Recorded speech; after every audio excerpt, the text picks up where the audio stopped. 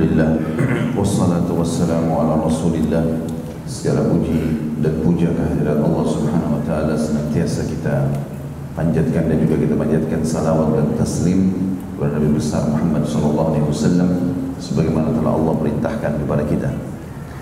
Melanjutkan bahasan kita kitab Tadhkirah dan kita masuk ke bab yang lain yang disebutkan oleh Imam Qurtubi rahimahullah, masalah membaca Al-Quran dan doa-doa di sisi kubur. Kata beliau, pada bab ini diterangkan hukum membaca Al-Quran di sisi kubur pada saat mengubur mayit maupun sesudahnya, dan bahwa pahala dari apa-apa yang dibaca Al-Quran, doa-doa, istighfar ataupun sedekah yang pahalanya untuk mayit semuanya akan sampai kepadanya. Demikian disebutkan oleh Abu Hamid dalam kitab Al-Ihya dan Abu Muhammad dalam kitab Al-Aqibah. Seperti biasa teman-teman sekalian, saya akan bacakan dulu semua yang ditulis oleh Imam Qurtubi rahimahullah dan akan saya masuk merincikan tentang hukum yang sedang dibahas. Dan insyaAllah pada hari ini setelah kita baca paragraf-paragraf ini, kita akan jelaskan perselisihan pendapat ulama tentang masalah sampaikah atau tidak sampai bacaan Al-Quran untuk mayit. Di sini di paragraf pertama Imam Qurtubi rahimahullah mengatakan bahwasanya Al-Quran, doa-doa dan istighfar serta sedekah semuanya sampai kepada si mayit. Dan ini nanti akan kita rincikan insyaallah pada saat sudah selesai saya baca semua paragraf ini. Khilaf ulama dari 4 madhab tentang masalah sampai atau tidaknya kebacaan Al-Quran. Dan ini Imam Qurtubi menukil dari buku Abu Hamid dalam kitab Al-Ihya dan Abu Muhammad dalam kitab Al-Aqibah. Muhammad bin Ahmad Al-Marwazi berkata, aku mendengar Ahmad bin Hanbal rahimahullah berkata, apabila kamu sekalian masuk ke kuburan maka bacalah Al-Fatihah, Al-Mu'awwidhatain dan Qul huwallahu ahad, dan hadiahkanlah pahalanya untuk ahli kubur, maka pahala itu akan sampai kepada mereka. Ali bin Musa Al-Haddad berkata, aku pernah bersama Ahmad bin Hanbal menghadiri jenazah, sementara Muhammad bin Qudam Al-Jauhari membaca Al-Quran. Tak kala kami telah mengubur mayit, maka datanglah seorang lelaki buta membaca Al-Quran di sisi kubur. Maka berkatalah Ahmad kepadanya, mengapa? Sesungguhnya membaca Al-Quran di sisi kubur adalah bid'ah. Ketika kami keluar dari wilayah kuburan, berkatalah Muhammad bin Qudamah kepada Ahmad, hai Abu Abdullah, apa pendapat anda tentang Mubashir bin Ismail, seorang perawi hadis? Kata Ahmad bin Hanbal, dia thiqah, dia orang terpercaya. Lalu kemudian berkata lagi Muhammad bin Qudamah, apakah anda menulis sesuatu darinya, menukil enggak riwayat-riwayat? Lalu kemudian Ahmad bin Hanbal mengatakan iya. Maka berkatalah Ibnu Qudamah, telah memberi kabar kepadaku Mubashir bin Ismail dari Abdurrahman bin Al-A'la bin Hajjaj dari ayahnya bahwa dia berpesan apabila dirinya telah dikubur maka supaya dibacakan awal dan akhir surah Al-Baqarah di sisi kepalanya. Dan dia katakan pula, aku mendengar Ibnu Umar berpesan seperti itu. Mendengar itu Ahmad bin Hanbal berkata, kembalilah kamu pada lelaki tadi dan katakan kepadanya agar dia terus membaca. Khusus 2 paragraf terakhir tentang perkataan Ali bin Musa dan juga yang dikatakan oleh dinukil dari Muhammad bin Qudamah tentang Ahmad bin Hanbal, ini ditelusuri oleh Al-Muhaqqiq, orang yang menelaah tulisan yang dinukil dari Imam Qurtubi ini. Itu mengatakan kisah ini tidak sahih dari beliau, dari Imam Ahmad. Imam Ahmad tidak pernah berkata kisah seperti ini. Diriwayatkan oleh Al-Khallal dalam Qira'ah 'alal Qubur dengan sanad yang sangat lemah. Bahkan ada periwayatan yang sabit atau otentik dengan isnad sahih yang menyatakan perbuatan itu adalah minimal pendapat dari Imam Ahmad makruh. Abu Daud berkata dalam kitabnya Al-Masail dari Ahmad, aku mendengar Ahmad ditanya tentang membaca Al-Quran di sisi kubur, maka dia menjawab jangan. Nanti juga akan kita sebutkan ya, ini sekali lagi saya bacakan dulu paragrafnya, kita akan jelaskan nanti panjang lebar perselisihan pendapat dalam masalah ini. Jadi riwayat yang tadi baru kita sebutkan sudah dinukil bahwasanya ini riwayat yang tidak sahih tentang Imam Ahmad. Lalu saya katakan, kata beliau di sini, untuk pembacaan Al-Quran di sisi kubur, sebagian ulama kita berargumentasi hadis tentang pelapah kurma basah yang dibelah oleh Nabi SAW menjadi dua bagian. Lalu beliau tancapkan sebagian di sisi kubur dan sebagian lagi di kubur yang lain. Kemudian beliau bersabda dalam hadis Bukhari Muslim, mudah-mudahan kedua penghuni kubur ini diringankan selagi dua belah pelapah ini belum kering. Dan ini riwayat tentu ditanggapi juga oleh para ulama hadis. Mereka mengatakan bahwasanya ini mukjizat Nabi Muhammad alaihi salatu wassalam. Masalah Nabi SAW menancapkan pelapa kurma yang dibelah dua lalu ditancapkan dan mengatakan semoga siksa kubur mereka diringankan karena ini adalah mukjizat Nabi Muhammad SAW dan bukan umumnya berlaku bagi orang-orang. Makanya para sahabat tidak ada yang mengerjakan ini. Tidak pernah ada sahabat satupun yang melakukan mengambil pelapa kurma lalu kemudian ditancapkan di kubur-kubur dan berkata seperti yang dikatakan oleh Nabi SAW, karena mereka faham ini mukjizat yang telah Allah berikan khusus kepada Nabi Muhammad SAW untuk penghuni kuburan yang sedang ditancapkan pelapa kurma. Dan juga para ulama mengatakan tidak semua kuburan Nabi SAW melakukan ini, hanya kuburan ini saja. Banyak kuburan yang lain yang Nabi SAW hadiri tapi beliau tidak menancapkan pelapa kurma untuk menunjukkan kalau itu adalah mukjizat khusus untuk beliau alaihi salatu wassalam. Sedangkan dalam Musnad Abu Dawud At-Tayalisi dinyatakan, lalu beliau meletakkan pada salah satu kubur itu sebagian dan pada kubur yang satu lagi sebagian yang lain. Seraya bersabda, sungguhnya kedua penghuni kubur ini diringankan selama dua belah pelapah ini masih basah. Dan ini tentu disebutkan dalam Musnad Abu Dawud di nomor 2646. Para ulama berkata dari hadis ini bisa disimpulkan betapa besar manfaat menanam pohon dan membaca Al-Quran di sisi kubur.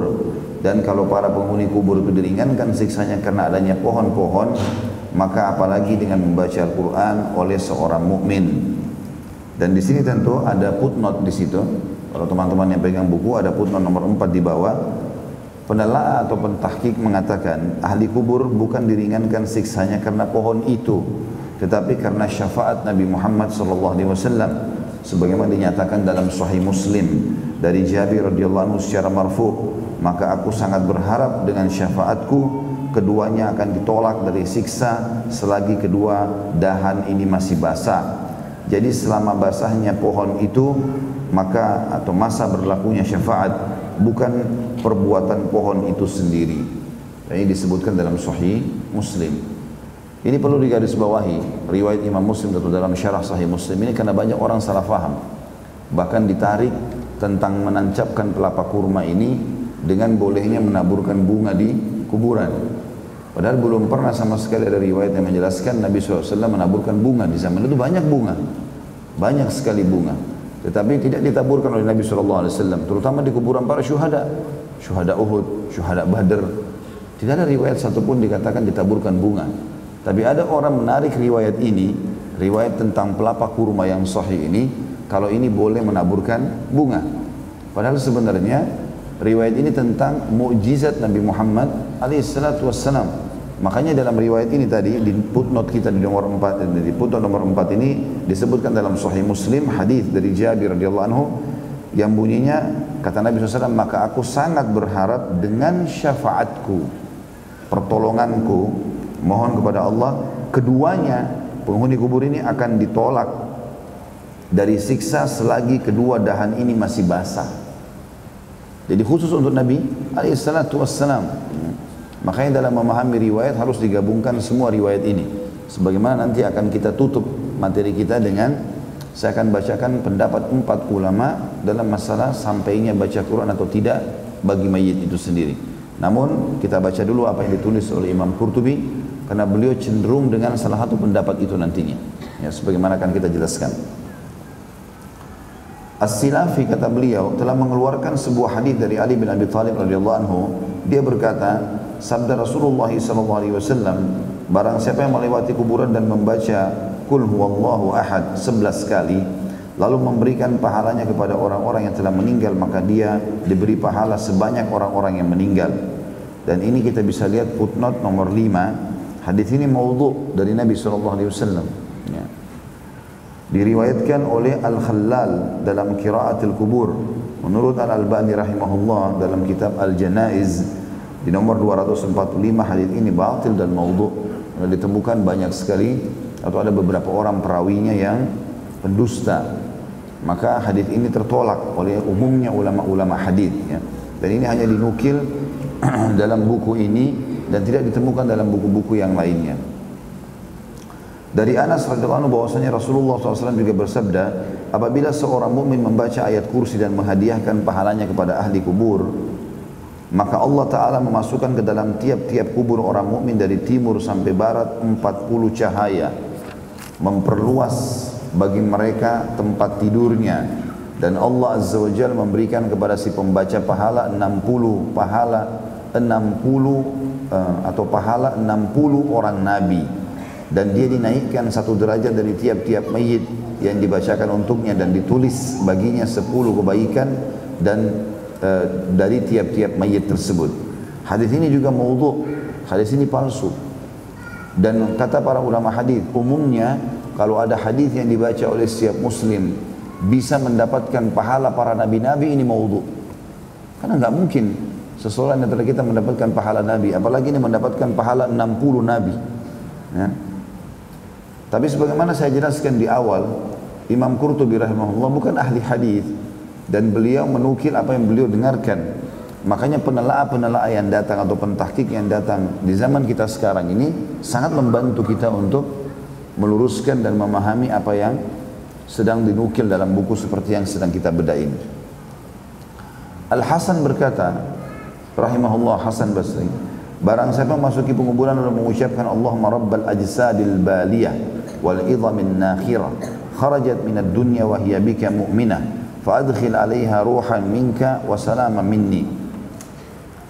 Ya Allah, Tuhannya jasad-jasad yang telah hancur dan tulang belulang yang rapuh, mereka telah keluar dari dunia dalam keadaan beriman kepadamu, maka masukkanlah kepada mereka rahmat darimu dan salam dariku. Maka Allah mencatat kebaikan sejumlah ahli kubur tersebut. Ini juga dinukil perkataan Hasan, tapi tidak disebutkan dari mana referensinya, ya. Kalau masalah kita mendoakan si mayit ini maksur, ini sangat dianjurkan. Doakan apa saja. Doakan kebaikan, diampuni dosanya, dimaafkan kesalahannya, ditinggikan derajatnya, diluaskan kuburannya. Banyak riwayat sahih menjelaskan masalah itu. Kalau masalah doa, ya. Tapi apakah nanti dia kalau mendoakan seseorang di kuburan dia akan dapat pahala semua ahli kubur? Allahu a'lam. Ya. Tapi kalau dia niatkan memang dia mengucapkan doa untuk seluruh ahli kubur, masuk akal, dia akan dapat pahala. Karena dia mendoakan seluruh muslim yang ada di situ. Ada sebuah riwayat sahih, riwayat Imam Muslim yang berbunyi, tidak ada seorang muslim mendoakan muslim yang lain kecuali Allah akan berikan dia setiap muslim 1 pahala. Sampai pernah saya sampaikan dalam ceramah saya tentang rincian hadis ini, maukah Bapak Ibu mendapatkan pahala miliaran dalam waktu hitungan menit saja? Tentu orang semuanya mau. Maka bilang Allah maghfir lil muslimina wal muslimat. Ya Allah, ampunilah seluruh muslim dan muslimah. Maka berapa jumlah muslim sekarang? 3 miliar sekian dapat pahala. Karena begitu hadis sahih yang menjelaskan. Nah, kalau orang di kuburan mendoakan, ya Allah maafkanlah seluruh penghuni kubur ini, masuk akal dia akan dapat setiap muslim di situ pahalanya. Itu betul, ya. Karena dikembali kepada riwayat tadi yang sudah saya sebutkan. Dan diriwayatkan juga dari Nabi SAW, kata beliau selanjutnya, sebuah hadis dari Ibnu Abbas radhiyallahu anhuma, bahwasanya beliau bersabda, sebaik-baik manusia dan sebaik-baik orang yang berjalan di atas hamparan bumi adalah para pengajar. Setiap kali agama dirusak, maka mereka memperbaharuinya. Berilah mereka dan jangan mengupah mereka sehingga membuat mereka kesulitan. Sesungguhnya pengajar apabila dia berkata kepada anak kecil, ucapkan bismillahirrahmanirrahim, maka Allah memastikan kebebasan dari neraka bagi anak kecil itu, bagi si pengajar dan bagi kedua orang tua anak itu.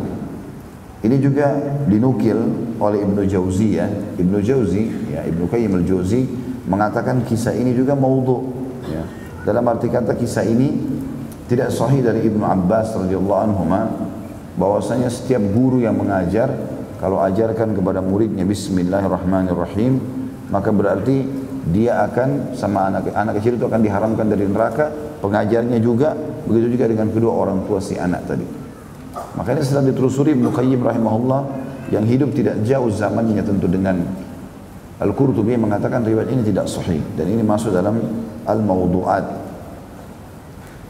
Tapi umumnya pengajar mendapatkan pahala setiap orang yang diajar, ada riwayat-riwayat sahih menjelaskan masalah itu. Sebagaimana sabda Nabi SAW dalam hadis Bukhari Muslim, siapa yang menunjukkan pada kebaikan, dia akan dapat pahala orang yang mengikutinya tanpa dikurangi sedikit pun dari pahala orang yang sedang mengerjakan itu. Kata beliau, dasar dari masalah ini adalah sedekah yang memang tidak ada perselisihan mengenainya. Maka sebagaimana pahala sedekah itu sampai kepada mayit, demikian pula bacaan atau membaca Al-Quran, doa-doa dan istighfar, karena semuanya adalah sedekah, dengan alasan bahwa sedekah tidak terbatas pada harta.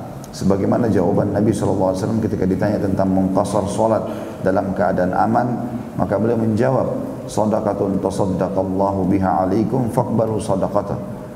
Itulah sedekah yang diberikan Allah kepada kalian, maka terimalah sedekahnya.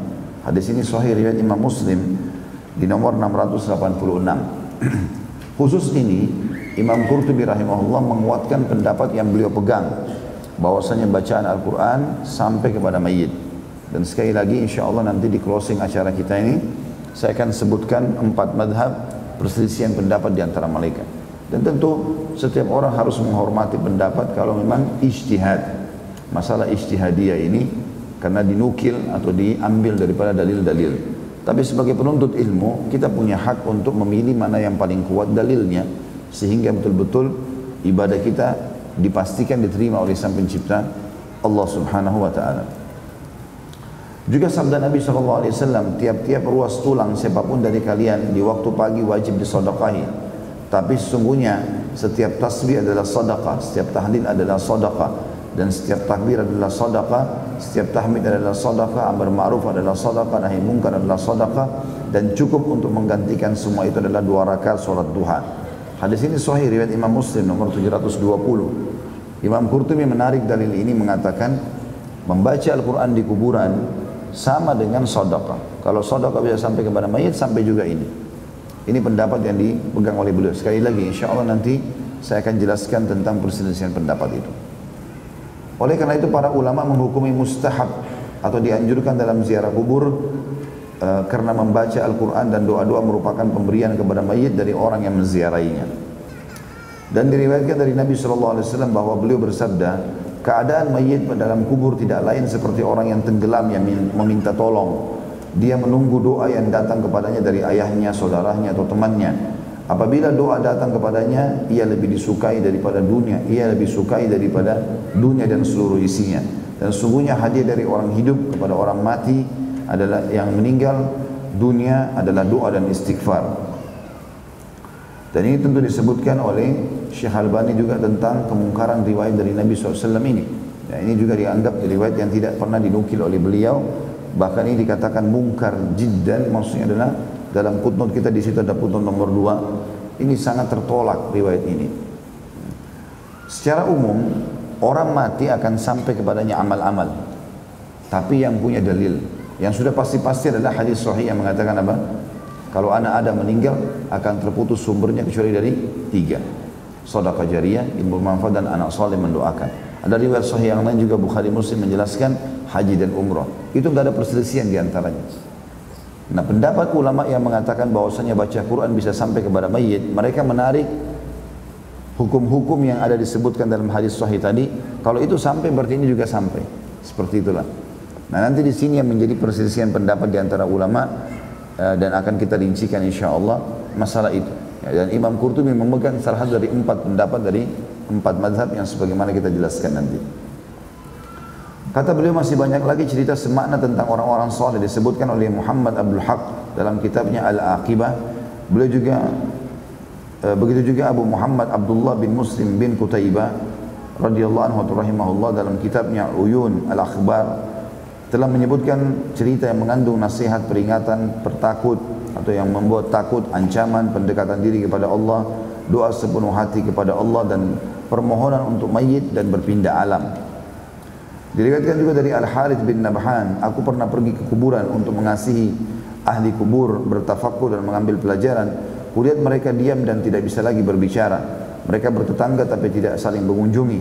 Bagi mereka perut bumi menjadi wadah dan punggung bumi menjadi atap Di sana aku menyeru, hai ahli kubur, bekas-bekas peninggalan kamu telah terhapus dari muka bumi, tapi dosa-dosamu tidak terhapus darimu. Padahal dulu saat kamu tinggal di negeri yang penuh cobaan, kamu giat berusaha sampai kakimu pada bengkak. Kemudian Al-Harith menangis dengan keras, lalu berteduh di bawah sebuah kubah di kuburan tersebut, dan dia tertidur di tempat itu. Khusus paragraf yang diriwayatkan dari Al-Harith bin Nabhan, ini banyak dinukil, sebagaimana saya jelaskan juga pada pertemuan kita sebelumnya. Ada buku ditulis oleh Ibnu Rajab tentang kisah-kisah nyata alam barzah. Ini sering terjadi dan dinukil oleh para ulama. Bagaimana mereka pada saat ke kuburan mendapatkan pelajaran-pelajaran. Dan ini tidak ada yang salah di sini. Ini adalah hal-hal yang positif saja. Jadi dia datang, lalu dia berbicara dengan dirinya, seakan-akan dia bayangkan bagaimana ahli kubur ini sudah tidak bisa bicara. Kemudian mereka sekarang butuh amal-amal, dan dia mengatakan, ternyata kalian sekarang, dulu rumah kalian, keluarga kalian, harta kalian masih dikenang waktu hidup. Sekarang sudah meninggal, sudah tidak lagi bekasnya. Lalu dia pun menangis, membayangkan dirinya kalau menjadi mayit juga.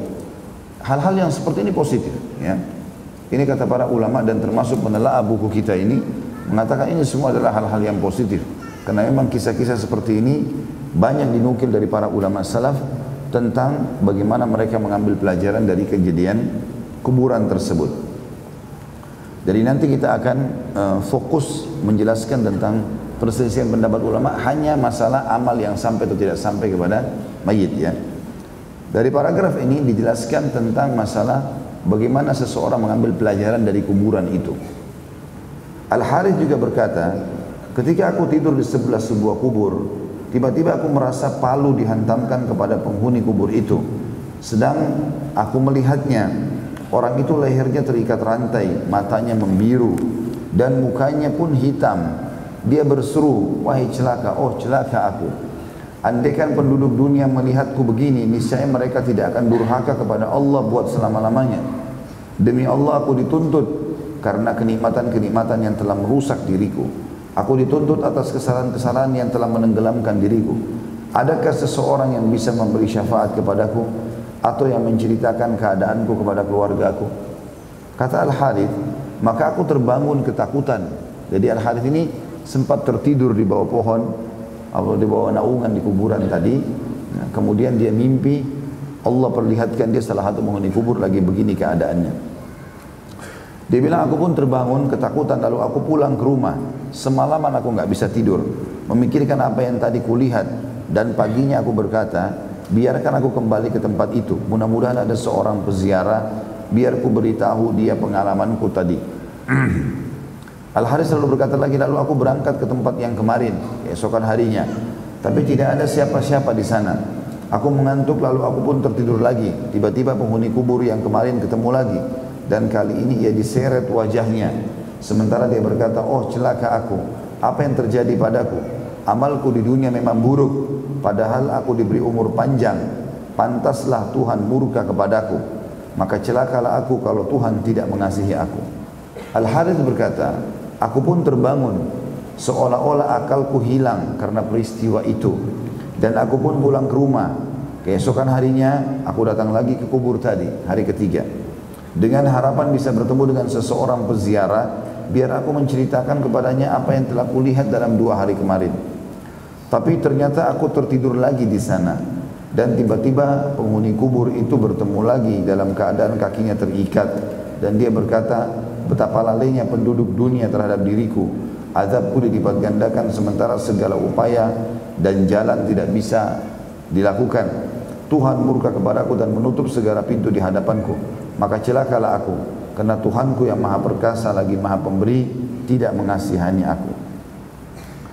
Ini tentu kisah yang dinukil dari Al-Harith, pengalaman dia pribadi. Dan sudah saya katakan tadi, kalau Ibnu Rajab rahimahullah mengatakan kisah-kisah seperti ini ternyata selama memang bukan dia mengarang-arangnya, memang dia merasakan pengalaman pribadi, apalagi bukan melihat dengan mata kepala. Dia bilang dia tertidur, ini bisa terjadi semua. Allah subhanahu wa ta'ala bisa mendatangkan dalam mimpi seorang muslim, keluarganya yang sudah meninggal, atau bahkan dia bisa melihat dirinya meninggal dalam mimpinya, atau masuk ke neraka, atau masuk ke surga, ya. Itu bisa terjadi. Ayah saya di Makassar punya seorang staf beliau, tadinya saya melihat orang ini cukup jauh dari agama lah, ya lalai dari masalah agama, sholatnya segala macam. Tapi waktu itu saya masih kecil, saya ingat sebelum saya berangkat ke Madinah, saya ingat kisahnya. Subhanallah, saya pergi ke Madinah, sekolah, segala macam, sudah lama saya nggak ketemu sama beliau. Setelah selesai S1, saya pulang dari Madinah tahun 98, saya masuk pulang ke Makassar, ketemu, saya melihat perubahan total orangnya. Penampilannya berbeda, azan ke masjid, gitu. Terus saya panggil, karena saya panggil dia paman, ya, dia pegawai ayah saya, maka saya mengatakan, Masya Allah, apa yang membuat perubahan begini terjadi? Saya bukan menghina atau menyebutkan sesuatu yang salah, tapi saya melihat dulu, antum ini jauh dari agama. Dia bilang begini sebenarnya, saya beberapa tahun yang lalu, karena memang saya tidak ketemu dia selama 4 tahun itu, waktu saya masih S1. Saya berapa tahun yang lalu, waktu saya lagi lalai, seperti kamu katakan tadi, memang lalai, tidak sholat, banyak pergaulan bebas segala macam. Dia bilang saya kemudian mimpi masuk ke neraka. Terus saya bilang, bagaimana ceritanya? Dia bilang, saya lihat sendiri. Saya masuk, tangan saya dibelenggu, kemudian saya dibawa oleh 2 orang pakai baju putih, tapi saya nggak bisa lihat siapa orang itu. Kemudian saya jalan dan saya dilihatkan segala macam siksaan. Ada orang lagi teriak di sana, yang lagi dipukul di sini, yang lagi segala macam. Dan saya merasa ada kekuatan, ada sesuatu yang berpengaruh pada jiwa saya dengan siksaan itu. Saya terganggu betul dan sangat ketakutan dan sangat luas tempat itu. Dia bilang setelah saya dilihatkan segala macam siksaan tersebut dan dijelaskan ini orang berzina begini, ini orang minum khamar begini siksaannya, maka saya sempat bertanya, apa saya juga akan disiksa begini atau saya masih punya kesempatan untuk taubat? Dia bilang, saya cuma dengar suara mengatakan, kamu masih punya kesempatan, belum saatnya kau akan masuk di sini. Kalau kau bisa taubat, kau tidak akan masuk. Dia bilang, tiba-tiba saya bangun. Semenjak itu saya nggak pernah lagi tinggalkan ibadah dan tidak pernah lagi buka pintu maksiat. Kisah-kisah seperti ini juga sebenarnya ini kasus yang saya temukan di lapangan ya. Ada banyak dinukil dari ulama salaf tentang kisah seperti ini. Kalau ada orang yang menceritakan dia mimpi, ya, dia terlihatkan, kalau itu termasuk dijelaskan oleh Muhammad bin Sirin rahimahullah, ahli takwil mimpi dari kalangan tabi'in. Kalau itu dinukil dari seseorang yang bisa dipercaya dan dia bukan mendatangkan sesuatu yang bertolak belakang dengan wahyu. Misal dia bilang, saya bertemu dengan Allah, misal. Maka itu tidak mungkin terjadi. Para nabi-nabi yang ketemu sama Allah SWT, itu pun tidak semuanya. Ya, kebanyakan melalui Jibril alaihissalam. Makanya tidak mungkin ini ditolak, karena bertolak belakang dengan informasi wahyu. Atau dia mengatakan misalnya, saya mimpi apa ya, saya menjadi nabi misalnya.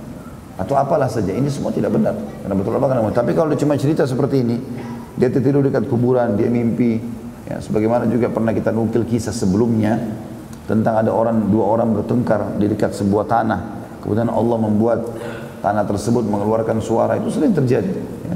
Itu bisa saja terjadi dengan kuasa Allah subhanahu wa ta'ala. Dikatakan oleh Imam Qurtubi lanjutannya, dan diriwayatkan pula hadis dari Anas bahwasanya Rasulullah SAW bersabda, barang siapa yang masuk ke kuburan lalu membaca surah Yasin, maka Allah meringankan siksanya dari ahli kubur, atau siksa bagi ahli kubur, dan dia sendiri mendapat kebaikan sebanyak mayit yang ada di kuburan tersebut. Ini juga ada putnot nomor 2, dikatakan hadis ini adalah hadis maudhu dari Nabi SAW, dan dikatakan tidak ada satu hadis pun yang sahih tentang keutamaan penyebutan tentang surah Yasin. Rata-rata hadisnya adalah dhaif.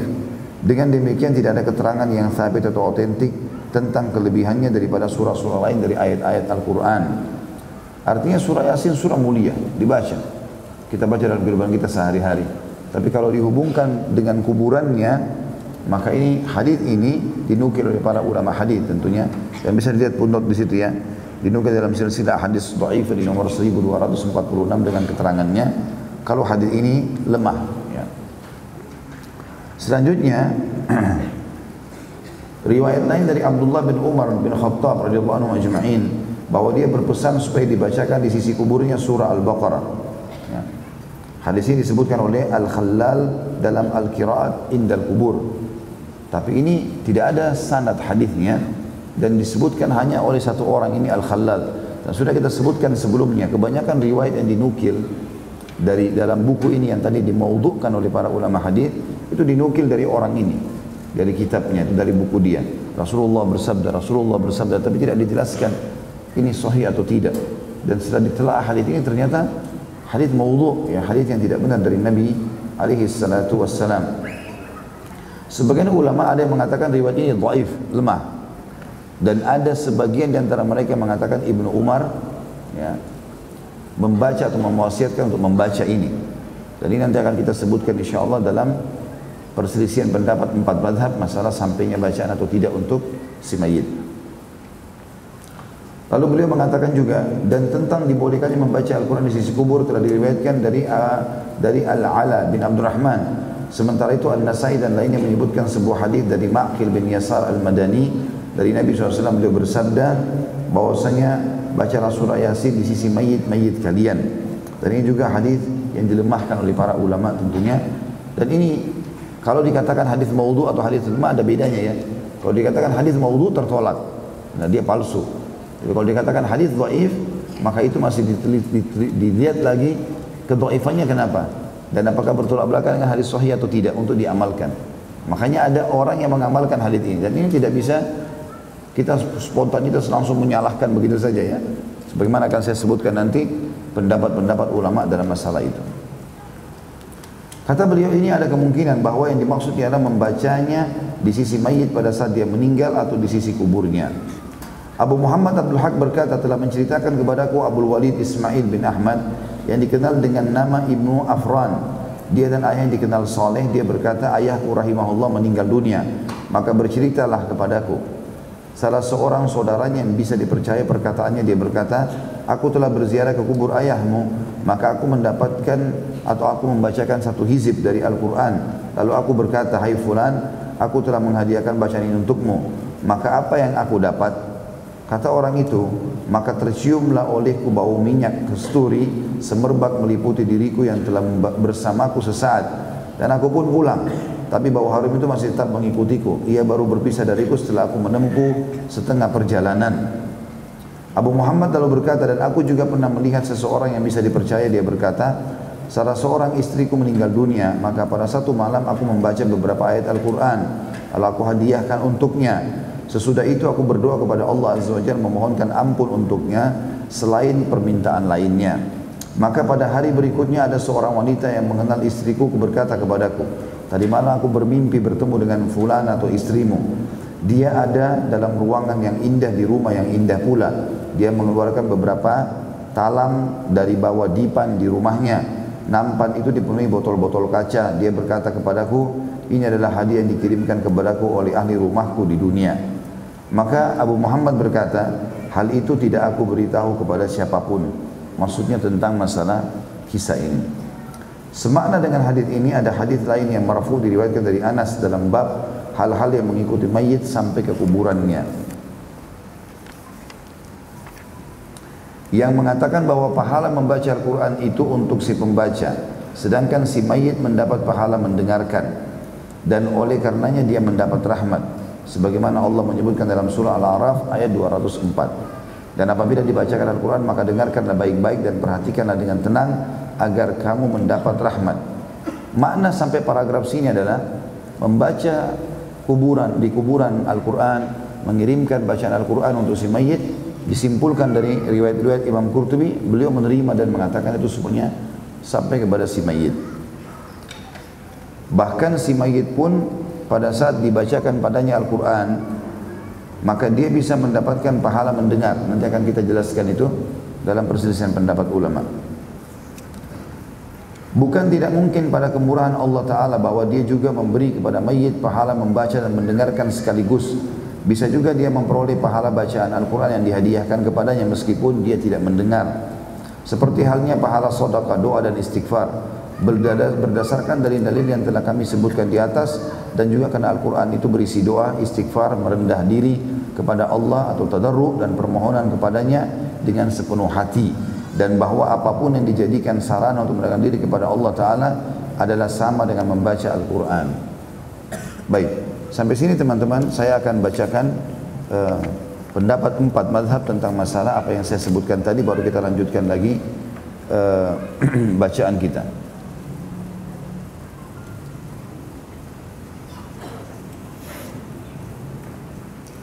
Ulama merincikan tentang perselisihan pendapat dalam masalah ini menjadi beberapa poin.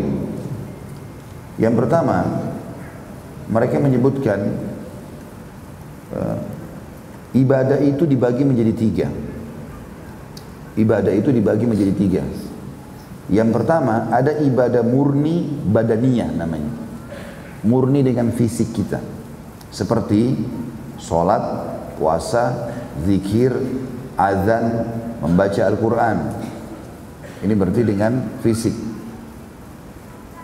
Yang kedua, ibadah murni maliyah. Artinya menggunakan harta. Seperti zakat, infak, sedekah. Dan yang ketiga, gabungan keduanya. Ibadah badaniyah maliyah. Badan, fisik dan harta.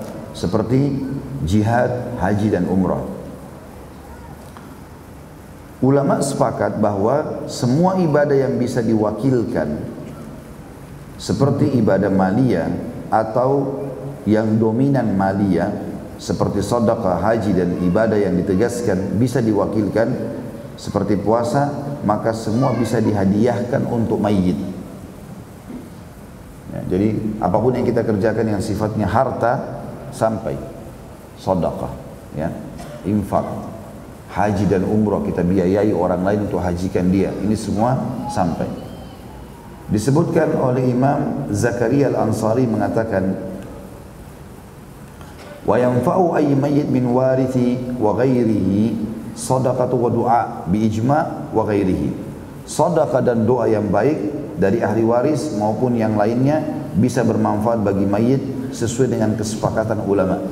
Kalau ini enggak ada khilaf. Ini pasti sampai kepada mayit. Doakan, sedekahkan, haji umrahkan, sampai. Enggak ada khilaf di situ. Juga disampaikan Ibnu Qudamah. Ibnu Qudamah ini salah satu ulama mazhab Hanabilah, Imam Ahmad ya. Amma doa wal istighfar was sadaqah wa qada'ud dain wa ada'ul wajibat fala na'lam fi khilafan. Maaf tadi yang pertama itu disebutkan dalam buku Fathul Wahhab ya, di jilid 2 halaman 31 tentang sampainya doa, sedekah yang sifatnya tadi apalagi maliyah, haji dan umrah itu sampai semuanya. Kalau Ibnu Qudamah disebutkan dalam Syahrul Kabir ya, buku beliau di jilid 2 halaman 425, amma doa wal istighfar was sadaqah wa qada'ud dain wa ada'ul wajibat fala na'lam fihi khilafan idza kanat al wajibat mimma yudkhiluhu an-niyabah. Doa, istighfar, sedekah, melunasi hutang, menunaikan kewajiban yang belum terlaksana. Misal ada orang tua kita meninggal, punya utang Ramadan 2. Dia sehat, bukan tidak sehat. Pas Idul Fitri meninggal, ada utang Ramadan. Maka ahli waris wajib membayar itu. Sebagaimana disebutkan dalam hadis yang sahih riwayat Bukhari Muslim. Kata beliau, atau menunaikan kewajiban.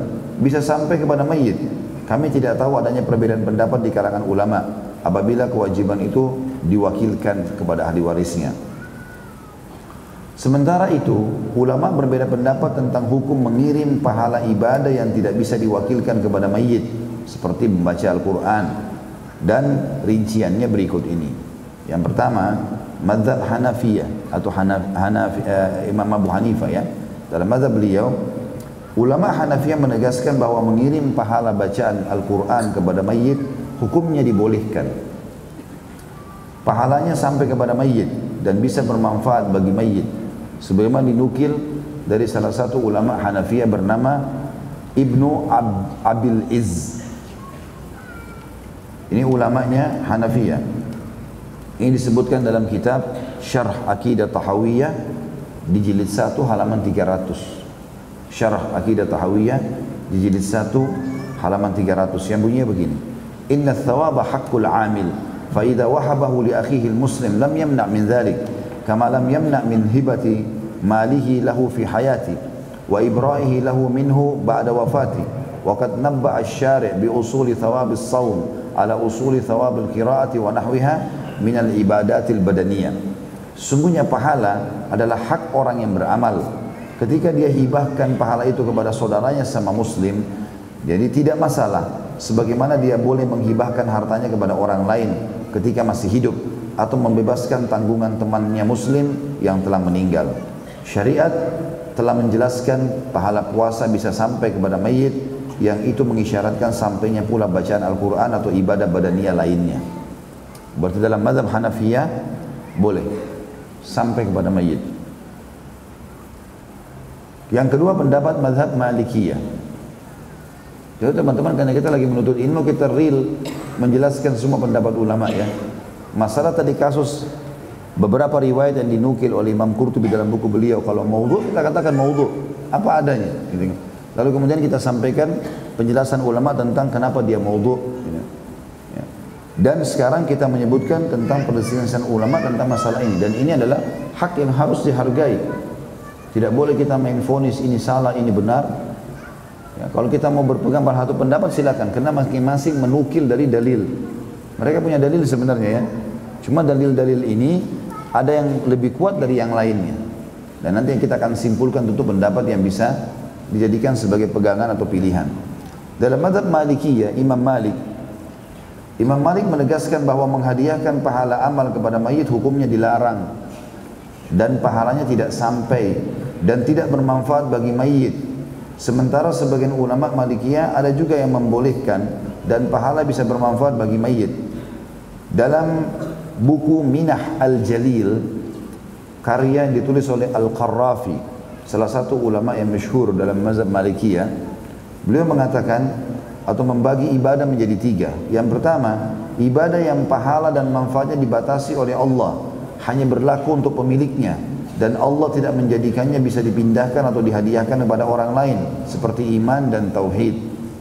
Ini nggak mungkin dihadiahkan kepada orang lain. Yang kedua, ibadah yang disepakati ulama, pahalanya bisa dipindahkan dan dihadiahkan kepada orang lain, seperti ibadah maliyah, sedekah secara mutlak nggak ada khilaf. Yang ketiga, ibadah yang diperselisihkan ulama apakah pahalanya bisa dihadiahkan kepada mayit atau tidak, seperti bacaan Al-Quran. Imam Malik dan Imam Syafi'i melarang.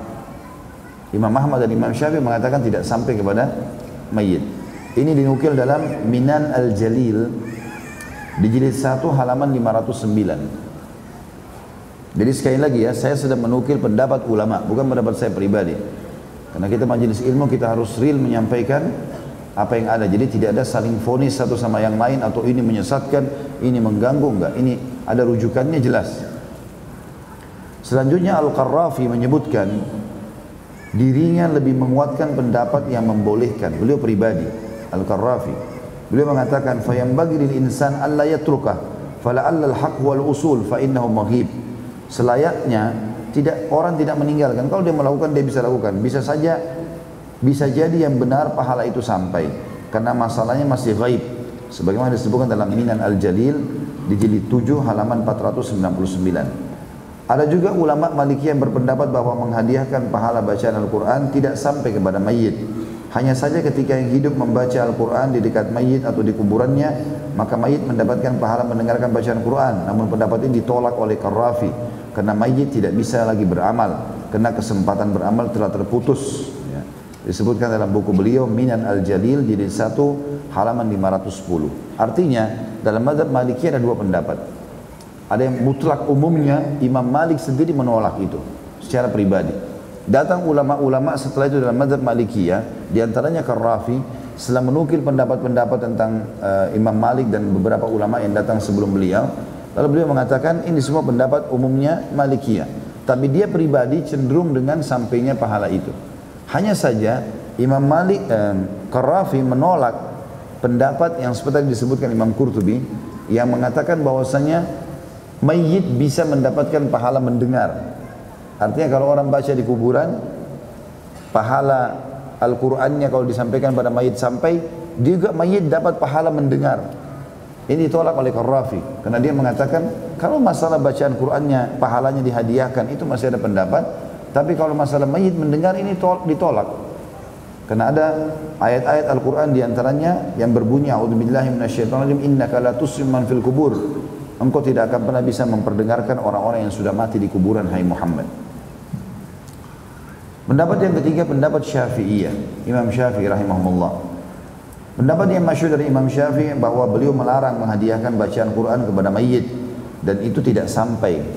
Sebagaimana Imam Nawawi rahimahullah menyebutkan dalam syarah Sahih Muslim di jilid 1 halaman 90. Wa amma qira'atul Qur'an fal masyhur min madhhab Asy-Syafi'i annahu la yasil thawabuha ila al-mayyit wa qala ba'du ashabi yasil thawabuhu ila al-mayyit. Untuk bacaan Quran, pendapat yang masyhur dalam mazhab Syafi'i atau Imam Syafi'i, secara pribadi Imam Syafi'i rahimahullah, bahwa itu tidak sampai pahalanya kepada mayit. Sementara sebagian ulama Syafi'iyah mengatakan pahalanya sampai kepada mayit, tapi bukan Imam Syafi'inya. Imam Syafi'i sendiri mengatakan tidak sampai. Datang ulama-ulama setelahnya yang mengatakan sampai.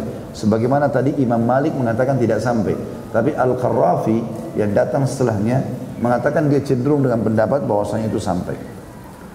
Salah satu ulama Syafi'iyah yang sangat tegas menyatakan bahwa itu tidak sampai adalah Al-Hafidh Ibnu Katsir rahimahullah, yang memiliki tafsir Ibnu Katsir masyhur. Beliau bermadzhab Syafi'iyah dan beliau mengatakan di dalam buku tafsir beliau yang sudah masyhur, Tafsir Quranul Azim, ya, di jilid 7 halaman 465. Kata Ibnu Katsir rahimahullah,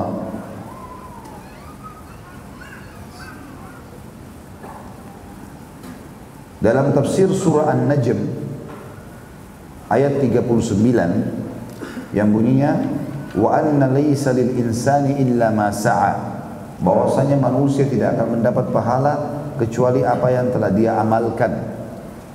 Kata Ibnu Katsir, wa min hadhihi al-ayah al-karimah istanbata asy-Syafi'i rahimahullah wa man atba'ahu anna al-qira'ah la yasilu ihda' thawabiha ila al-mauta li'annahu laysa min amalihim wala min kasbihim. Kata Imam Ibnu Katsir bahwasanya dari ayat ini An-Najm tadi, An-Najm ayat 39, Imam Syafi'i rahimahullah dan ulama yang mengikuti beliau menyimpulkan bahwa menghadiahkan bacaan Al-Quran tidak akan sampai kepada mayit, karena itu bukan bagian dari amal mayit maupun hasil kerjanya sendiri. Selanjutnya Ibnu Katsir menyebutkan beberapa dalil dan alasan yang mendukung pendapat beliau yang beliau pegang dari Imam Syafi'i rahimahumullah. Pendapat yang keempat adalah pendapat Hambali atau Imam Ahmad. Dalam mazhab Hambali ada dua pendapat. Sebagian ulama Hambali membolehkan dan sebagian lagi melarangnya, sebagaimana yang terjadi pada mazhab Malikiyah. Ada tiga pendapat mazhab atau ada tiga pendapat dalam mazhab Hanabila ini atau dalam Imam Ahmad. Yang pertama, boleh menghadiahkan pahala bacaan Al-Quran kepada mayit dan itu bisa bermanfaat bagi mayit. Ini pendapat yang masyhur dari Imam Ahmad. Yang kedua, tidak boleh menghadiahkan pahala bacaan Al-Quran kepada mayit, meskipun jika ada orang yang mengirim pahala itu bisa sampai dan bermanfaat bagi mayit. Al-Buyuti menyebutkan ini pendapat mayoritas Hambali. Artinya pendapat yang kedua tidak sampai. Dan ini kata Al-Buyuti dalam buku beliau bahwasanya dalam Kashfu Al-Qana'ah, Kashful Qana' di jilid 2 halaman 147, dia katakan dalam mazhab Hanabila justru umumnya dan termasuk Imam Ahmad sendiri mengatakan tidak sampai. Yang ketiga, pahala tetap menjadi milik pembaca yang hidup, hanya saja rahmat bisa sampai kepada mayit. Al-Buyuti mengatakan, wa qala al-aktsaru la yasilu ila al-mayyit thawabul qira'ati wa in dzalika la fa'ili atau li fa'ili wa inna dzalika li fa'ili.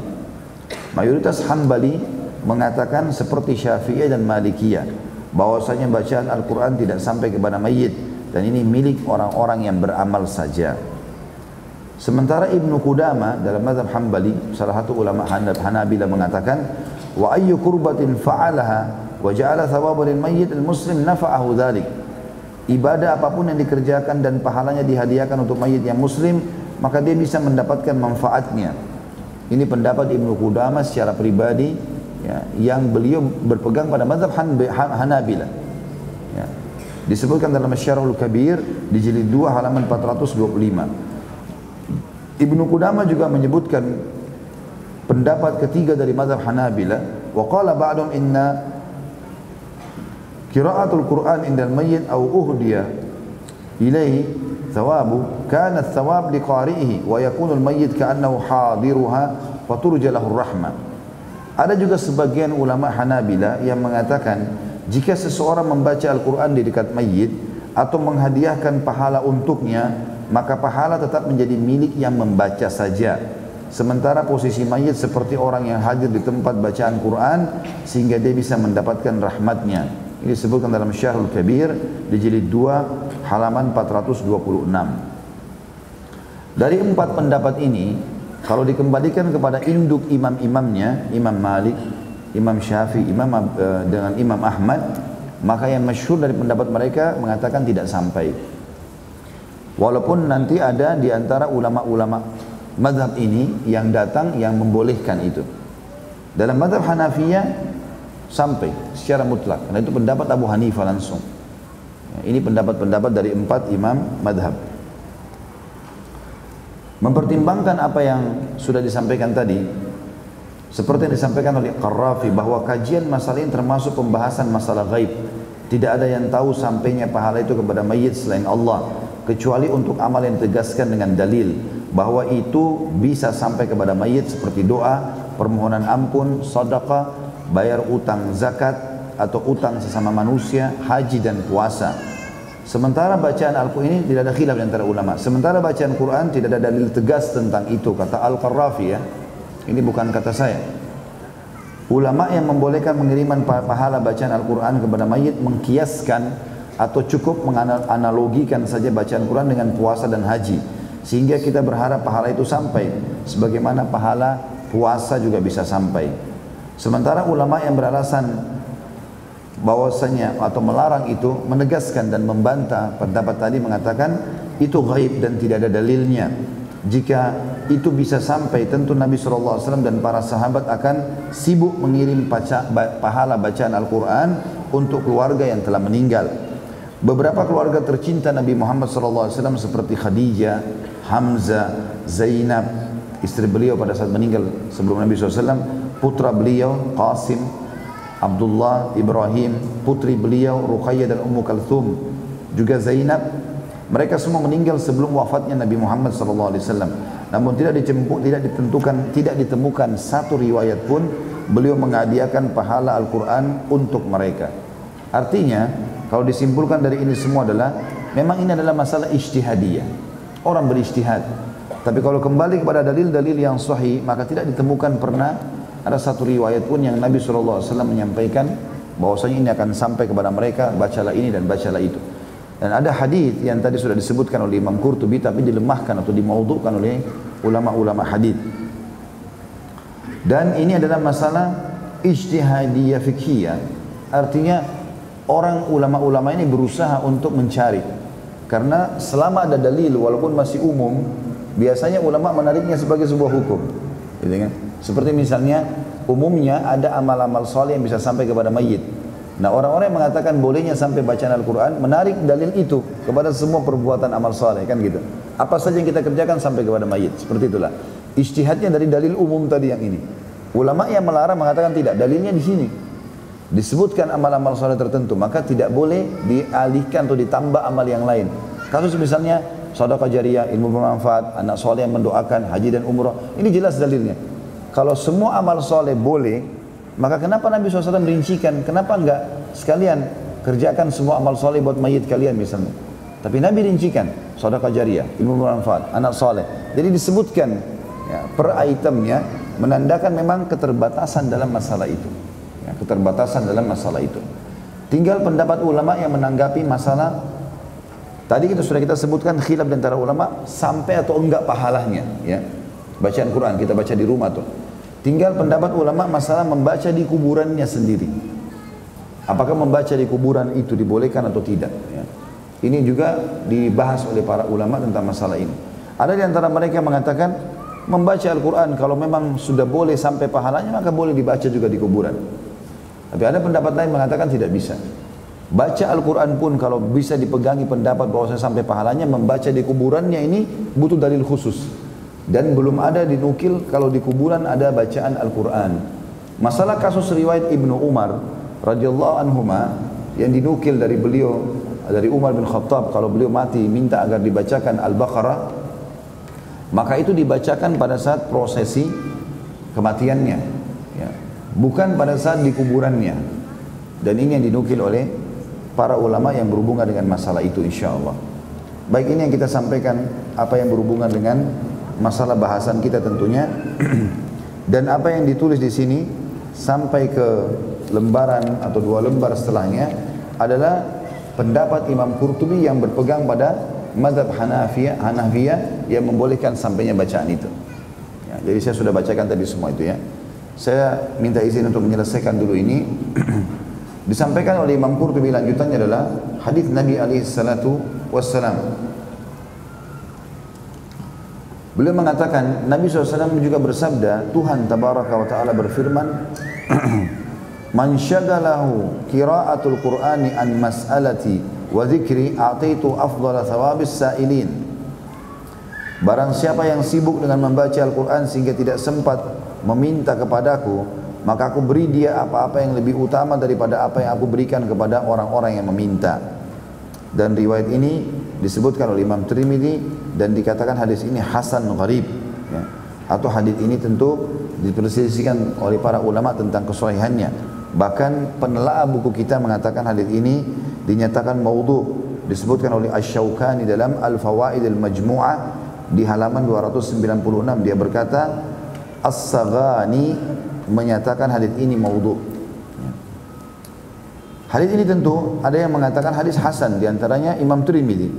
Kata ulama, kalaupun ini hadis kita pegangi, maka berarti Al-Quran memang punya keutamaan kalau dibaca.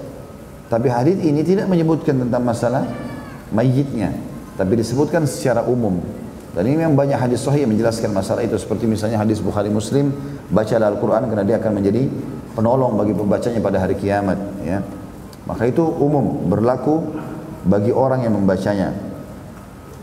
Juga sabda Nabi SAW, apabila manusia meninggal dunia maka terputus amalnya kecuali 3 hal, sedekah jariyah, bermanfaat, dan anak saleh mendoakannya.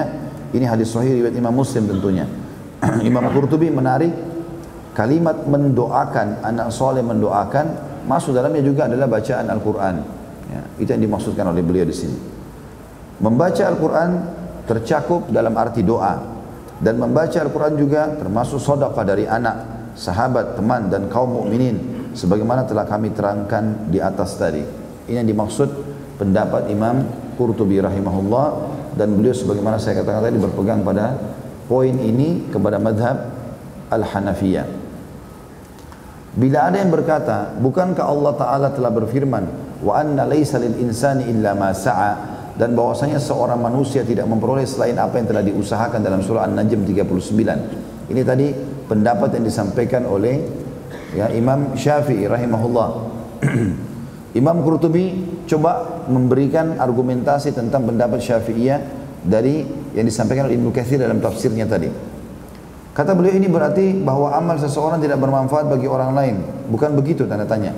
Maka katakan kepadanya, ayat ini diperselisihkan oleh para ahli ta'wil mengenai ta'wilnya sebagai berikut. Diriwayatkan dari Ibnu Abbas radhiyallahu anhu bahwasanya ayat ini mansukh dengan firman Allah, walladzina amanu wattaba'athum dzurriyyatuhum biiman alhaqna bihim dzurriyyatahum, dalam surah At-Tur ayat 21. Bahwasanya ayat yang tadi An-Najm 39 telah terhapus dengan At-Tur ayat 21. Dan orang-orang beriman dan diikuti anak cucu mereka yang beriman, kami gabungkan cucu-cucu mereka atau anak cucu mereka dengan mereka nanti di surga. Di sini Allah Ta'ala menyatakan bahwasanya dia akan memasukkan anak kecil pada hari kiamat ke dalam timbangan ayahnya, dan Allah memberikan syafaat kepada ayah untuk anaknya dan anak untuk ayahnya. Dan ini dipertegaskan juga dalam firman Allah yang lain dalam surah An-Nisa ayat 11 tentang orang tuamu dan anak-anakmu, kamu tidak tahu siapa di antara mereka yang lebih dekat atau banyak manfaatnya bagimu. Berbeda lagi pendapat Ar-Rabi bin Anas, dia mengatakan bahwa firman-Nya dan bahwasanya setiap orang tidak memperoleh selain apa yang telah diusahakan dalam An-Najm 39. Jadi maksudnya adalah orang-orang kafir. Adapun orang mukmin, dia tetap akan mendapat apa yang dia lakukan sendiri dan juga dilakukan untuk orang lain. Lalu disimpulkan, saya katakan, kata beliau, masih banyak lagi hadis-hadis yang menunjukkan kebenaran pendapat di atas dan membenarkan kesaksian bahwa pahala amal soleh orang lain bisa sampai kepada sama muslim. Sebagaimana dalam hadis riwayat Bukhari Muslim dikatakan, sabda Nabi SAW, man mata wa alihi siyam sama anhu waliyuhu. Barang siapa yang meninggal dunia dan sedang dia mempunyai kewajiban puasa, maka dipuasakan oleh walinya. Hadis sahih riwayat Bukhari nomor 1952. Yang saya sudah jelaskan tadi ya. Pendapat yang tadi kita sebutkan 4 mazhab itu bijak sekali dirincikan ya. Sehingga masing-masing tentunya berargumentasi. Dan Imam Qurtubi di sini berargumentasi tentang pendapat yang beliau pegangi dalam mazhab Hanafiyah tentang bolehnya sampainya bacaan tersebut. Dan ini saya sudah bilang tadi khilafiyah. Ya. Ini khilafiyah yang sangat besar dan harus saling menghormati dalam masalah ini. Kalau ada yang mau baca itu hak dia, ada yang tidak mau baca itu hak dia. Ya. Yang penting kita sudah nukil pendapat-pendapat yang berhubungan dengan masalah itu. Dan karena kita beda kitab, teman-teman sekalian, maka memang harus seperti ini. Ya. Ya, kita tidak akan cenderung pada satu pendapat, tapi kita akan nukil umumnya pendapat-pendapat, dan nanti insya Allah para penuntut ilmu bisa lebih cerdas dalam memilih mana dalil yang lebih kuat dalam masalah seperti ini. Kata beliau dilanjutkan lagi, pernah juga dinukil dari Nabi SAW yang berkata kepada orang yang berhaji untuk orang lain sebelum berhaji untuk dirinya sendiri, berhajilah kamu untuk dirimu sendiri, barulah kamu berhaji untuk syubrumah. Hadis ini hadis sahih diriwayatkan oleh Ibnu Majah. Imam Qurtubi menarik haji, umrah, dan juga masalah puasa yang boleh dibayar oleh wali atau ahli waris pada saat si mayit meninggal dan punya utang Ramadan, itu berarti juga boleh ditarik kepada bacaan Al-Quran. Itu maksudnya paragraf yang baru saja kita bacakan ini. Juga diriwayatkan pula bahwa Aisyah radhiyallahu anha pernah beriktikaf untuk saudaranya Abdurrahman setelah dia meninggal dunia dan memerdekakan budak untuknya. Ini tentu perilaku Aisyah radhiyallahu anha, kalaupun dibenarkan riwayatnya, adalah masalah ibadah maliyah tadi ya, harta. Beliau membebaskan budak untuk saudaranya. Begitu pula Sa'ad pernah bertanya kepada Nabi SAW, sesungguhnya ibuku telah meninggal, apakah aku boleh bersedekah untuknya? Maka beliau bersabda, iya. Sa'ad bertanya pula, sedekah apakah yang paling utama? Maka kata Nabi SAW, memberi minum. Dan hadis ini tentu dihasankan oleh para ulama, yang dinukil oleh Abu Dawud di nomor 1979. Nah, ini juga masuk dalam tadi rincian maliyah ya, memberi minum, sedekah. Ini tidak ada khilaf di antara ulama tentang sampainya kepada mayit. Dalam Al-Muwatta, Muwatta kitabnya Imam Malik, ada pula diriwayatkan dari Abdullah bin Abu Bakar dari bibinya, dari neneknya, bahwasanya dia pernah mewajibkan diri atau bernazar berjalan menuju Masjid Quba. Namun ternyata dia meninggal dunia sebelum sempat melaksanakannya. Maka Abdullah bin Abbas berfatwa kepada anak perempuannya agar berjalan ke sana menggantikannya. Dan hadis ini tentu hadisnya sahih, disebutkan dalam kitab Muwatta oleh Imam Malik. Ini juga sama ini ya, kalau nazar misalnya ada orang bilang, saya kalau sembuh penyakit saya akan puasa 2 hari, atau saya akan bersedekah 1 juta rupiah misal, kalau anak saya lulus sembuh penyakit apalah segala macam nazar, dan terjadi seperti apa yang dia inginkan, maka nazarnya wajib dijalankan. Kalaupun dia meninggal, maka ahli warisnya wajib menjalankan itu. Ya, sebagaimana di sini riwayat ini adalah riwayat yang sahih atau hasan. Bagaimana pernah ada seseorang yang bernazar kalau dia berhasil dalam usaha atau upaya yang dia inginkan, maka dia akan jalan kaki dari rumahnya ke Masjid Quba. Ternyata dia meninggal dunia. Orang ini meninggal dunia, si perempuan ini meninggal dunia. Lalu dinukillah tentang nazarnya itu kepada Ibnu Umar radhiyallahu anhu. Lalu beliau mengatakan, Abdullah bin Abbas. Lalu Ibnu Abbas mengatakan kepada anaknya, jalanlah kamu ke Masjid Quba sebagai pengganti ibumu.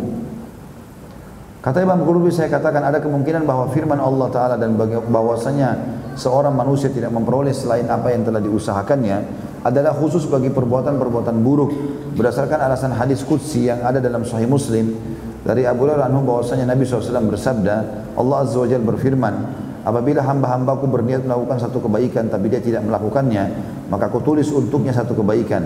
Apabila dia melakukannya, maka aku tulis untuknya 10 sampai 700 kebaikan. Adapun bila dia berniat melakukan keburukan dan dia tidak melakukannya, maka aku tidak menulisnya. Dan apabila dia melakukannya, maka aku tulis untuknya 1 keburukan saja. Hadis ini sahih riwayat Bukhari nomor 42. Kata Imam Qurtubi, tafsir An-Najm 39 yang dinukil oleh Imam Ibnu Katsir. Karena Ibnu Katsir sama Qurtubi sama-sama ahli tafsir. Ya, dan waktunya zamannya tidak berjauhan. Ibnu Katsir berpegang pada pendapat Syafi'iyah mengatakan tidak sampai bacaan Quran. Imam Qurtubi mengatakan dalam mazhab Hanafiyah diterima. Maka masing-masing berargumentasi, gitu kan. Ibnu Katsir berpegang pada An-Najm 39, Imam Qurtubi berpegang pada dalil-dalil seperti tadi mengatakan ayat ini dimansuh atau dihapus dengan surah At-Tur atau At-Tur ayat 21. Jadi di sini paragraf-paragraf ini adalah tanggapan-tanggapan Imam Qurtubi tentang pendapat Ibnu Katsir dalam mazhab Syafi'iyah. Itu yang dimaksudkan sini.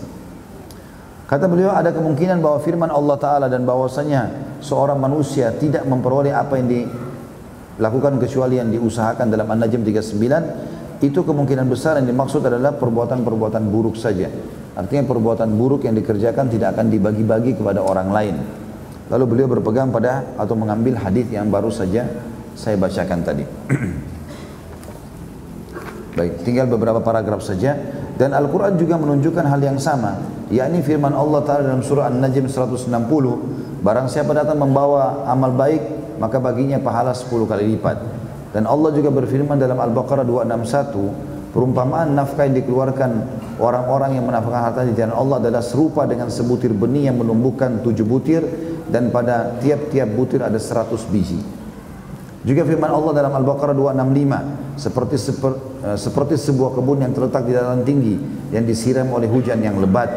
Dan juga Al-Baqarah 245, siapakah yang mau memberikan pinjaman kepada Allah, pinjaman yang baik, menafkahkan hartanya di jalan Allah, maka Allah akan melipat gandakan pembayaran kepadanya dengan lipat ganda yang banyak. Artinya Imam Qurtubi mengatakan ayat-ayat ini menjelaskan sedekah sampai kepada mayit, maka mestinya semua amal juga sampai kepada dia, seperti saya katakan tadi ya. Jadi ini masih argumentasinya Imam Qurtubi yang membenarkan pendapat sampainya bacaan Al-Quran kepada mayit. Itu semua adalah karunia dari Allah Ta'ala dan juga merupakan jalan keadilan, dan bahwasanya semua atau seseorang manusia tidak memperoleh selain apa yang telah diusahakannya. Hanya saja Allah berkenan menganugerahkan kepada manusia sesuatu yang lebih dari yang semestinya dia terima. Begitu pula tambahan berlipat ganda yang dia berikan adalah merupakan anugerah dari Allah Subhanahu wa Ta'ala darinya, yaitu satu kebaikan yang mereka lakukan ditulis 10 sampai 700 kali lipat, bahkan sampai 1.000.000 kali lipat. Demikianlah sebagaimana pernah dinyatakan kepada Abu Hurairah radhiyallahu anhu, apakah anda pernah mendengar Rasulullah SAW bersabda, sesungguhnya Allah membalas satu kebaikan dengan 1.000.000 kebaikan? Jawab Abu Hurairah, bukan aku pernah mendengar, bahkan aku pernah mendengar beliau bersabda, sesungguhnya Allah membalas satu kebaikan dengan 2.000.000 kebaikan. Ya, riwayat ini tentu masih lemah, tapi ini adalah umum. Kalau ada orang buat kebaikan, Allah bisa balas dengan kebaikan-kebaikan yang banyak. Itu hadis Bukhari juga membenarkan masalah itu. Ini pun salah satu bentuk anugerah Allah. Allah Ta'ala memberikan anugerah kepada anak-anak kecil dengan memasukkan mereka ke dalam surga tanpa amal. Maka apalagi amal orang mukmin, baik yang dia lakukan untuk diri sendiri ataupun untuk orang lain. Al-Kharaiti menyebutkan dalam kitab Al-Kubur, dia menyatakan sudah menjadi sunnah atau tradisi di kalangan kaum Ansar, apabila mereka membawa mayit, maka mereka membawanya sambil membaca surah Al-Baqarah. Dan ini disebutkan di situ, ini disebutkan dari karya Al-Khallal yang sudah kita sebutkan tadi ya. Kalau Al-Khallal menukil dalam buku ini dalam Al-Qira'at Al-Kubur cukup banyak riwayat yang maudhu. Di antaranya hadis ini adalah riwayat yang mungkar sebenarnya. Kalau orang-orang Ansar selalu baca Al-Baqarah kalau ngantar jenazahnya. Ini menurut ya penelaah buku tentunya ya, saya baca dari sini saja. Katanya, maka benar orang yang mengatakan, ziarahilah kedua orang tuamu dan berdiri dari sisi kuburnya, maka seakan aku telah membawamu berkunjung kepada keduanya. Dan juga bait-bait syair di mana pengubahnya berkata pada bagian akhir, dan kamu baca semampumu ayat-ayat kitab Tuhanmu, lalu kamu kirimkan pahalanya hadiah untuk keduanya. Ini semua sekali lagi adalah argumentasi Imam Qurtubi rahimahumullah tentang sampainya bacaan kepada si mayit ya. Kalau kami bahas panjang lebar soal ini karena Asy-Syaikh Al-Faqih Al-Qadi Al-Imam Mufti Al-Anam Abdul Aziz bin Abdul Salam rahimahullah pernah berfatwa bahwa pahala bacaan Al-Quran tidak sampai kepada mayit. Dia berfatwa seperti itu dengan alasan firman Allah, dan bahwasanya seseorang manusia tidak memperoleh selain apa yang telah diusahakan. Tapi setelah beliau meninggal dunia, salah seorang temannya yang pernah bergaul dengannya bermimpi ketemu dengannya, dan bertanya kepadanya tentang hal tersebut. Katanya sesungguhnya anda dulu pernah mengatakan tak akan sampai kepada mayit pahala apapun yang dibaca dan dihadiahkan. Sekarang bagaimana kenyataan masalah itu? Abdul Aziz menjawab, sesungguhnya aku mengatakan itu dulu semasa di dunia, tapi sekarang aku mencabutnya setelah melihat kemurahan Allah Ta'ala dalam hal itu, dan bahwasanya semua itu ternyata sampai kepada mayit. Dan ini tentu dikatakan mimpi dari seseorang yang menceritakan tentang Al-Qadhi Abdul Salam atau Abdul Aziz Abdul Salam. Saya simpulkan lagi kembali teman-teman sekalian, apa yang kita bahas ini adalah bahwasanya ini khilaf panjang lebar di antara para ulama. Karena ini saya lihat kadang-kadang juga dibesar-besarkan. Kalau ada pendapat yang mengatakan berpegang pada mazhab Syafi'iyah, Imam Syafi'i pribadi ya, karena ada dalam orang-orang yang menukil mazhab Syafi'iyah yang mengatakan di dalam mazhab Syafi'i dibolehkan. Itu pendapat orang yang datang setelahnya. Pendapat Syafi'i pribadi seperti yang ditulis oleh Ibnu Katsir rahimahullah, bahwasanya tidak sampai. Ini pendapat ulama, dan kita sudah katakan tadi dari 4 mazhab ini, 3 imam, Imam Ahmad, Imam Malik dan Imam Syafi'i ini menyatakan tidak sampai kepada mayit dengan argumentasi mereka.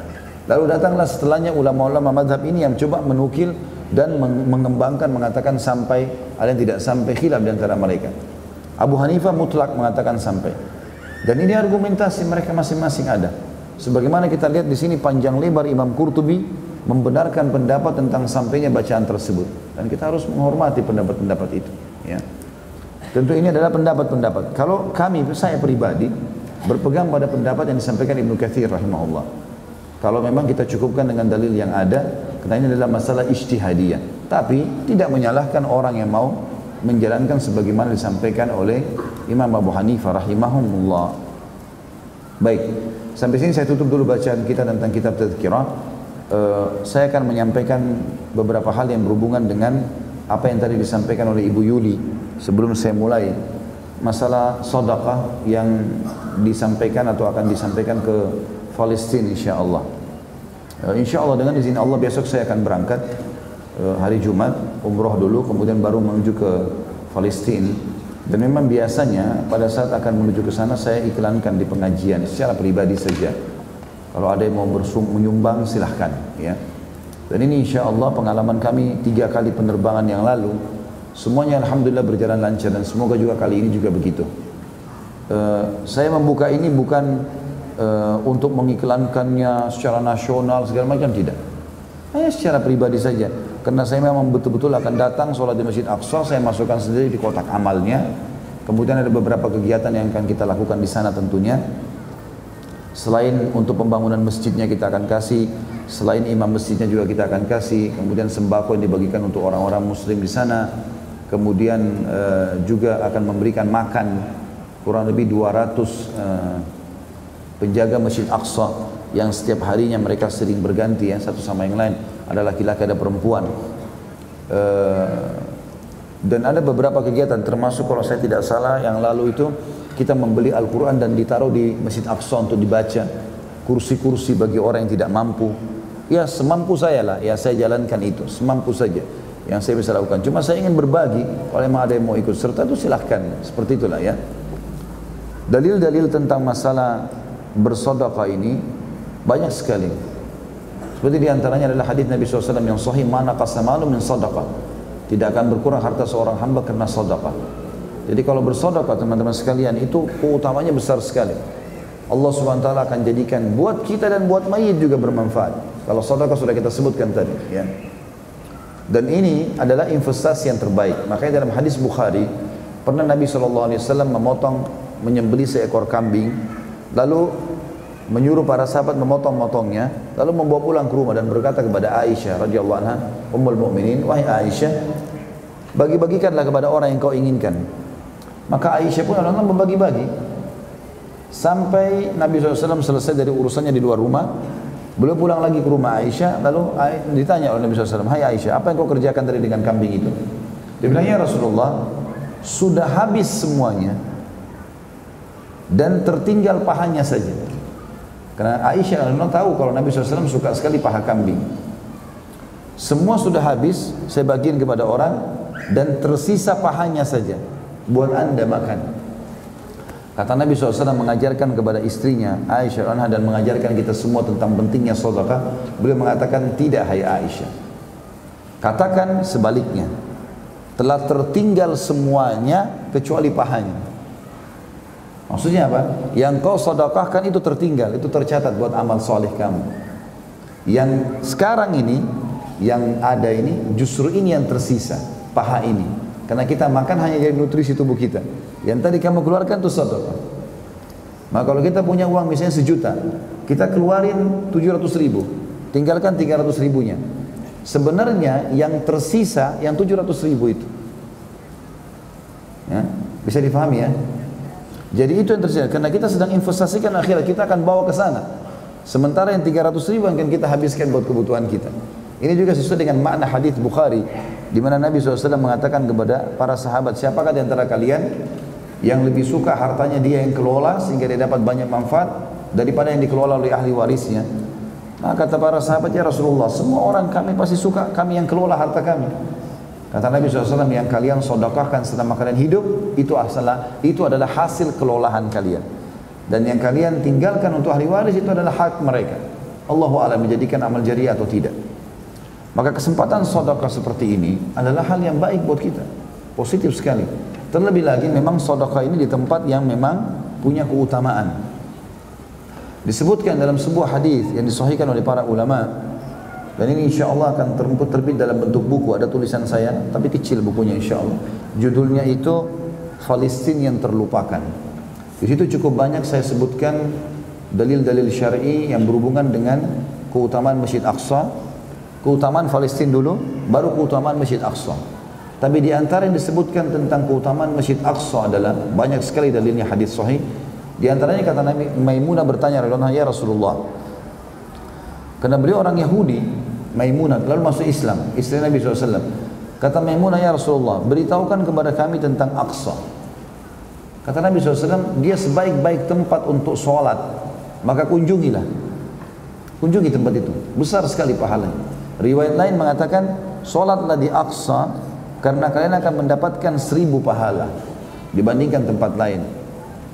Kemudian Maimunah berkata, ya Rasulullah, bagaimana dengan orang yang tidak mampu ke sana? Jauh. Masjid Aqsa, Aqsa artinya jauh. Ya. Karena jauhnya dari Mekah waktu itu, Allah sebutkan dengan Masjid Aqsa. Kalau nama masjidnya sendiri dari zaman Ibrahim alaihissalam waktu dibangun 40 tahun setelah pembangunan Masjid Haram Mekah, itu namanya Baitul Maqdis. Nama lainnya Masjid Ilya. Allah sebutkan Masjid Aqsa untuk menjelaskan bagaimana jauhnya perjalanan dari Mekah ke Palestina pada saat itu. Karena memang waktu itu orang menunggangi kuda tercepat dengan seorang pemuda yang kuat di atasnya, sebulan penuh non-stop jalan baru sampai ke Palestina. Maka Allah katakan Masjid Aqsa. Kata Nabi SAW, kalau orang tidak mampu ke sana, maka minimal dia menyumbang. Ada hadis begitu. Dia menyumbang untuk menerangi Aqsa. Siapa yang meneranginya? Di situ dalam riwayat ini dikatakan menyumbang minyak. Karena zaman dulu orang pakai minyak zaitun, ya. Itu kemudian ditaruh sumbu lalu dibuat penerangan. Jadi sekarang sudah ada lampu, ya. Menyumbang minyak atau bersedekah untuknya, siapa yang menerangi Aqsa, maka dia seperti sholat di sana. Pahalanya sama dengan sholat di sana. Nah di sana alhamdulillah sering saja ada renovasi karena bangunan tua. Masjid Aqsa ini bangunan lama. Dan kata para ulama ahli sejarah, bangunan dasar pondasi Aqsa dari zaman Ibrahim alaihissalam. Karena ada riwayat lain kata Nabi SAW, tidak ada seorang Nabi pun di Syam kecuali terlibat dalam renovasi Aqsa. Ya, termasuk Sulaiman alaihissalam. Nabi Sulaiman pun pernah merenovasi. Kata Nabi SAW, Sulaiman pada saat merenovasi Aqsa, maka dia meminta 3 hal. Yang pertama meminta agar seluruh keputusan dalam kerajaannya sesuai dengan apa yang Allah perintahkan. Jadi kalau ada orang punya masalah datang kepada Nabi Sulaiman AS di zaman itu, walaupun wahyu belum turun, kalau Nabi Sulaiman AS sampaikan, Nabi Sulaiman mohon kepada Allah supaya itu benar, jangan sampai salah, walaupun wahyu belum datang, seperti itulah. Dan Allah kabulkan kata Nabi SAW. Yang kedua, Sulaiman minta waktu masih masa renovasi ini, ya, lagi perbaikan Aqsa, dia minta 3 hal, tapi 2 diminta pada saat masa renovasi, yang 1 diminta pada saat selesai renovasi masjid. Yang kedua, dia minta agar diberikan kerajaan tidak layak untuk orang sebelum dan sesudah beliau, dan Allah kabulkan. Dan setelah renovasi masjid, beliau meminta yang ketiga. Beliau mengatakan, kata Nabi SAW, dia meminta agar siapapun yang datang sholat 2 rakaat saja di sini, di Masjid Aqsa, ya, maka diampuni semua dosanya seperti baru dilahirkan oleh ibunya. Maka pembersihan dosa yang luar biasa, walaupun tahiyat masjid, apalagi sholat wajibnya. Nah tentu hadis-hadis ini menyebutkan kepada kita tentang keutamaan tempat ya. Termasuk adalah renovasi tadi, bersedekah di situ. Maka bisa kita lakukan itu. Kebetulan waktu kami lagi di sana lagi ada renovasi.